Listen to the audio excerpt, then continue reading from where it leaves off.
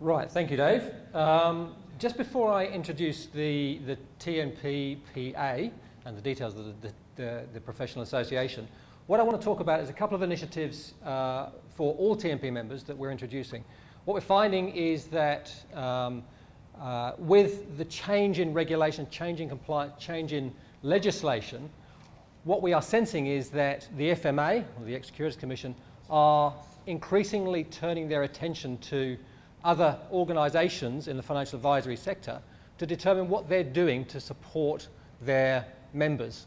So in particular, we're looking at groups. So one of the things that we need to do, we're looking to do, is to introduce some compliance initiatives to support our members in managing their need to comply with legislation. The first of these initiatives is what we've termed TNP Verified. And what we've done is we've engaged IDS to contact all the members of TNP and request some information from each of you.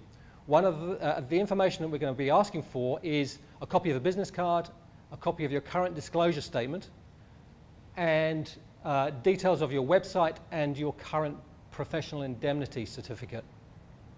The purpose of gathering that information is for IDS to review that material against your registration and ensure that there is nothing untoward in your basically your public-facing material and the way you're registered. So it's really a means of you getting a degree of comfort that you're appropriately registered to deliver the services that you are delivering, and secondly, that your public-facing material doesn't conflict or doesn't run contrary to any of the legislation. So that's happening from the 1st of March. So we expect a call from contact from IDS. And we're hoping to have that initiative completed by the 30th of June. The second initiative that we've been working on, how many of you here have been onto the TNP intranet and downloaded templates from the intranet for use in your advice practice? Nobody. Yeah, there's a couple. One of the things that we have done is we've spent some time looking at the templates that exist on the intranet and are available for our members. And we've come to the decision to completely revamp those templates. So over the next month or two, we are going to be releasing a whole suite of new advice templates that you can use within your practice. The templates that currently exist on the internet, often they are in PDF type format, which means that when you do download them, you can't edit them. The new suite of templates will allow you to basically, they'll be in a Word document form, so they'll be editable, which means that you can download them, make changes to support the needs of your practice, add your logo, and then you can use them within your practice. So what we will do is we will announce, as new templates get uploaded to the internet, we will announce that on the TNP website. Okay, let's talk about the association.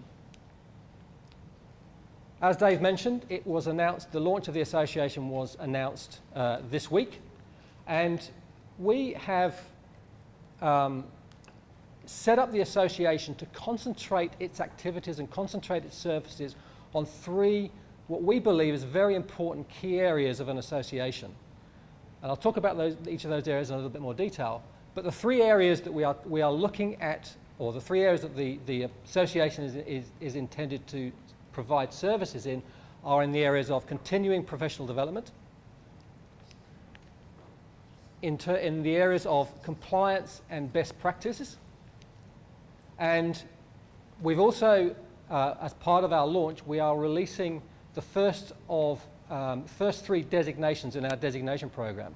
And I'll talk to you a little bit about what those designations are over the next few minutes. We're also looking at the process, at the moment, we're also looking at developing two further designations to support the needs of the home loans advisors and the wealth advisors in the TNP community. Let's look at those each individually. So look at the Continuing Professional Development Program. In the folder that's just been handed out is a copy of the Continuing Professional Development Guidelines for TNPPA members. As Dave mentioned, members of TNPPA will be required to comply with the continuing professional development requirements of the association. What you'll notice if you read through the CPD guidelines, those guidelines are modelled very much on the Code of Professional Conduct for financial advisors.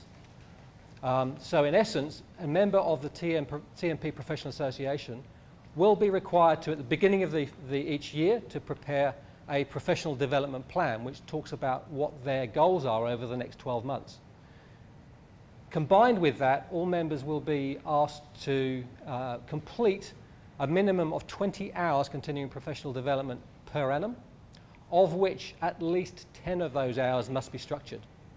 Now, the guidelines that you've got in the folder explain how to determine whether an activity is structured or unstructured, but they're essentially the guidelines there, and they are very, very consistent with Code Standards 17 and 18 of the Code of Professional Conduct for Financial Advisors.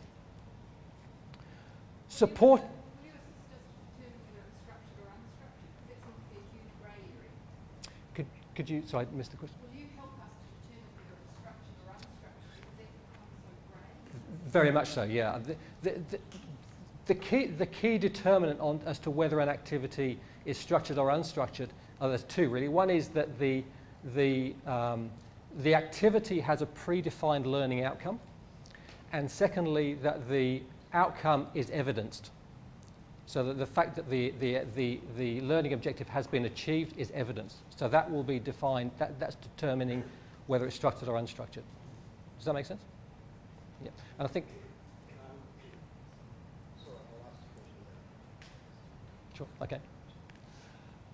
To support members of the association in completing their obligations under the association, we are introducing a series of activities, structured and unstructured activities, in conjunction with TNP that members of the association can subscribe to. The first two of those initiatives are from the 12th to the 14th of March. Rick Garnham is running an introduction to business insurance. That program is acknowledged under the association as part of our structured program. We're also introducing a series of quarterly webinars.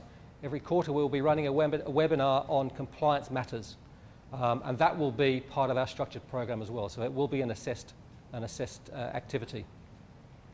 Over time, we will continue to introduce additional programs, and we will obviously work very closely with TNP to review their professional development programs to determine whether they meet our guidelines. The third component of our CPD program is for those members who, for TNP members who join TNPPA, they will get access to online planning and tracking tool. So a lot of advisors, I think, at the moment use spreadsheets or Word documents to track their CPD activity. We have engaged the services of an IT expert to build us a planning and tracking tool that members will be able to use for managing their CPD as a member of the association. Okay. The second area of focus for the association is in the area of compliance and best practice. I've just mentioned that we are completely revamping our advice tools or our advice templates for our intranet. As a member of the association, you will also get access to an additional series of templates and tools which will assist you in the advice process. So, for example, we're currently working on a template for analysing the needs of a client through to product selection. So that will be available to TNPPA members, but it won't be as part of the TNP suite.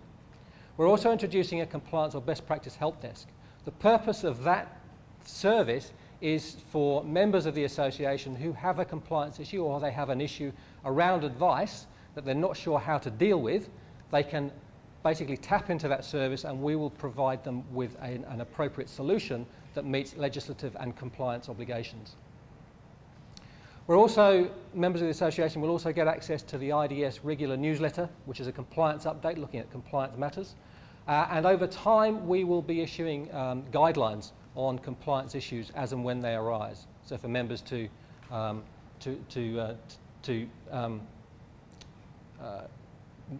help members manage compliance within their business. Okay. The third area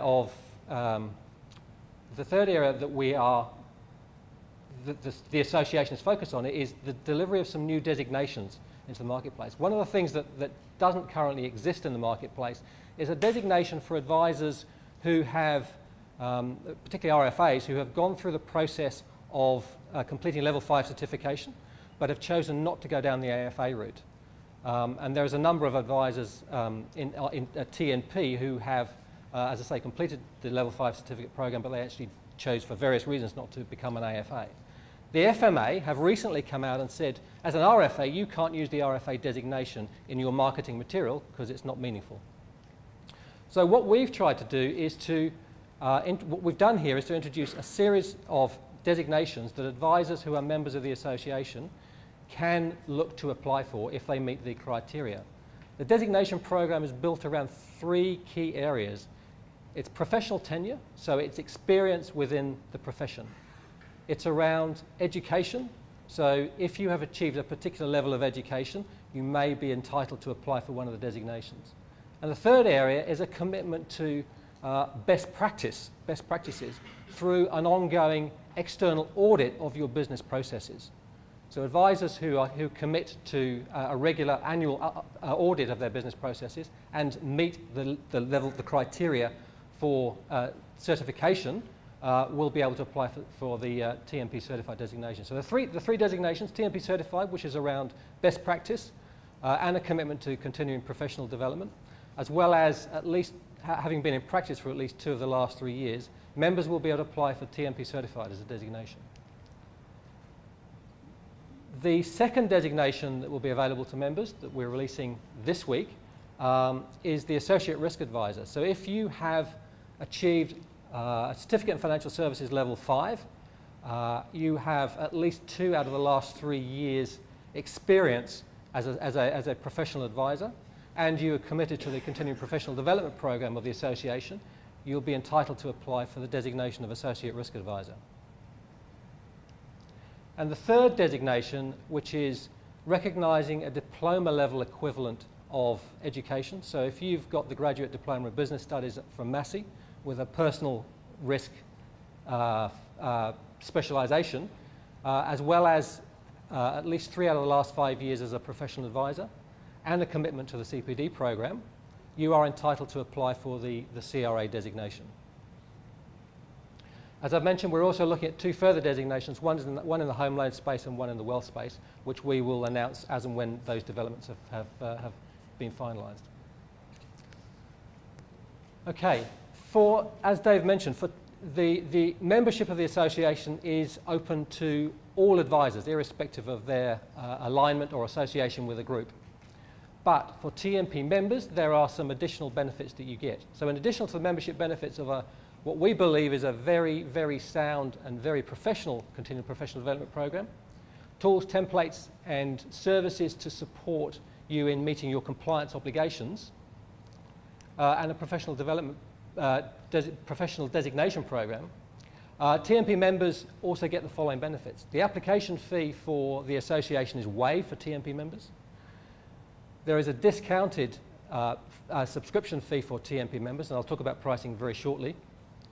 You will also get access to the conference at a discounted rate. So the normal price for the conference, which Dave will talk to you about a little bit later on, is $550 or $450 if you get in early, the early bird. As a member of the association, you will get access to the conference at $250. So you'll get $200 off by being a member of the association. In addition, any of the TNP professional development programs that that TNP release and which get recognised within the TNPPA Continuing Professional Development Program will be eligible for a 20% discount. So you'll be, as a member, you'll get 20% discount on those programs. So pricing for a TNP member, the pricing for the association is a one-off annual fee of $300 plus GST or $345.